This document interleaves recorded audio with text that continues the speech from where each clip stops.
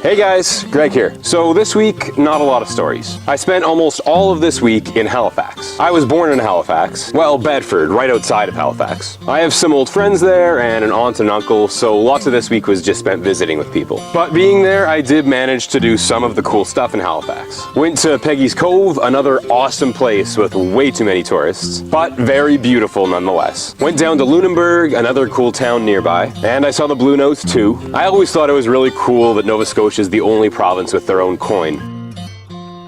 Finally had some Atlantic seafood. My uncle cooked up some lobster and some mussels. Definitely the best meal I've had on the road so far. And of course, I couldn't leave Halifax without having a Halifax donair. For those of you who don't know, King of Donair was started in Halifax and was the first to bring donairs to Canada in the 70s. And apparently they still make their sauce differently than everywhere else in Canada. And sure, their donairs are delicious, but they are impossible to eat. They stuff like 20 pounds of meat into a regular sized tortilla wrap. The wrap doesn't even close all the way around the meat. It's frustrating, it's messy, but damn, it sure is delicious. Anyways, I spent 6 nights in Halifax, and by the end of it, I was itching to get back on the road. Next up, Prince Edward Island. The interesting thing about getting to PEI is whether you take the ferry or the bridge, it's free to get there. It costs money to leave. So I decided I should take the ferry over since it's a free ride anyways. It's a really short ferry ride, maybe like an hour. After I arrived in PEI, I drove to Charlottetown to begin my last week in Canada. So, this weekend's in Charlottetown. Thanks again for watching.